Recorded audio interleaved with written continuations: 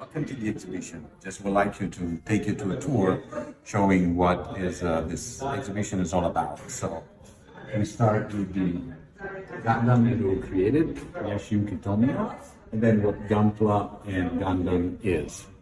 And we move to the first part, which shows the very first Gunpla that were created. We're talking about 1980. We can see how boxy and toyish these Gunpla are compared to what we will see later on. At the same time, there were some examples of how the interior details of these Gunpla were displayed in these models 172 scale. This resemble the earlier giant robots where they were showing interior details. These interior details are not realistic, but just reflect a liking at the time of what a robot should look like.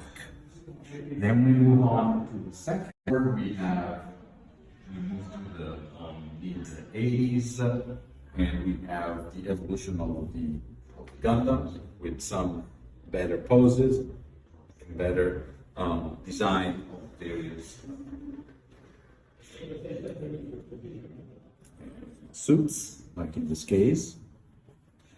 And we have some memorabilia, like the record for celebrating the 40th anniversary of the series. Mm-hmm. And we move to the early 90s, when we have an additional evolution of the series. We have already joints for the various parts, where before they were not. This is the first kit with the system injection molding, and is the only Gundam kit that is not longer in production. So it's a very particular value. Then if we move over here in the mid-90s, we have other kits. And we have the first grade Gundam celebrating the 20th anniversary of the series in 1999. And you can make a comparison with what there was in the 1980 Gunpla, very bulky, very robotic and simple, and now how it developed in its shape and possibility. And we move in the early 2000 years, and we start to see how Gundam is getting important in the culture world in Japan. This is the Gundam Generating Futures and an art exhibition that toured Japan in 2005. And this is a special edition that was created for celebration of the exhibition in clear plastic and with high possibility.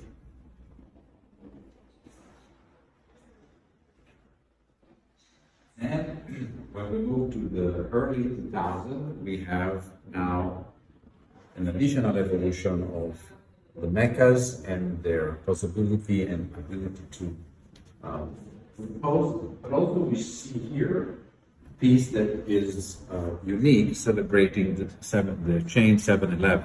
It was sold only at those chains and was molded in the color of the chain and has the logo of it.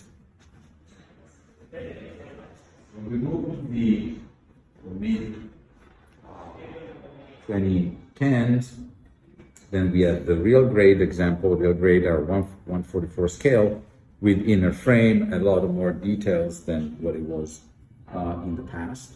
We have a 100 scale Gundam Unicorn who can light in the dark and the black light and see the details and the pan lining. We also have a very special edition of the Air Nippon Airline Gundam that was used to celebrate the partnership between Bandai and the airlines for the 30th anniversary of Gundam. Were jets painted with Gundam on it, and this is the model that displays it and celebrates it. Still stay in the second half of the 2010s, and we have a celebration of the 40th anniversary of Gundam with the Beyond Global, which has an extreme possibility and extremely detailed kit. The G40, which is the industrial design Gundam, how Gundam would be if it was to be produced by an industrial designer, and the art of Gundam. Special editions of an art exhibition that was held in Tokyo to celebrate Gundam and its legacy. These have a mother of pearl finishing, both of the RF-72-2 as well as the two Zatus. We're approaching the end of the exhibition in the 2020s. Now we have, again, Gundam as a testimonial of a brand, in this case Uniqlo, that for the 40th anniversary had a line of apparel.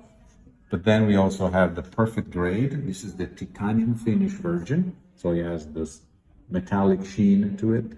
And the perfect grade represents the highest level of perfection in the Gundam design and engineering. Then we have the celebratory Gundams for the Olympic Games in Tokyo and the Paralympic Games, together with Haro, the little ball that was the companion of Amuro Ray.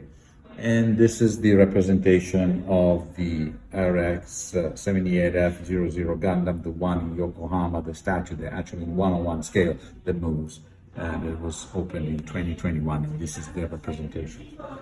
We close with showing how Gundam transcends Japan and goes over the world. This is the special Zodiac wrap for Shanghai, so in the Chinese Zodiac.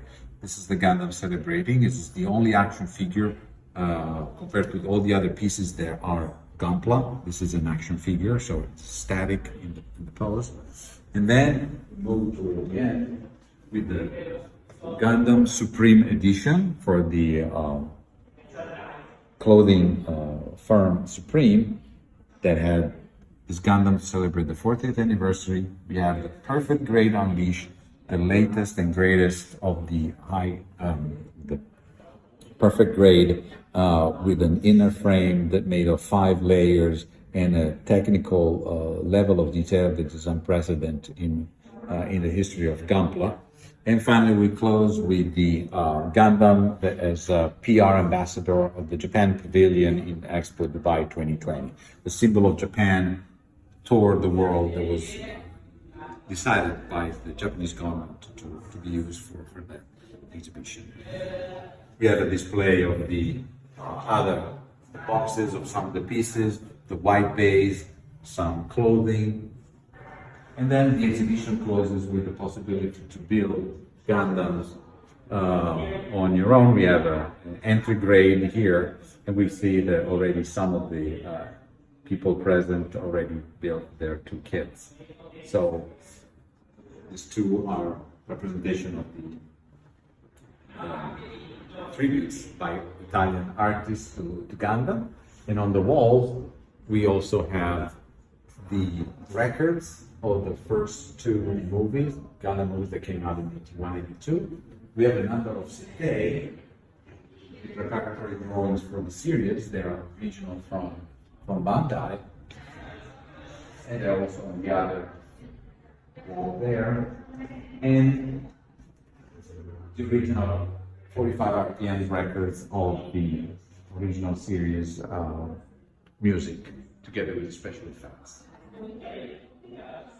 So thank you for joining me in this journey to show Gundam and its evolution as a both icon for Japan as a technology ambassador. And I hope you enjoyed it, and have a great day.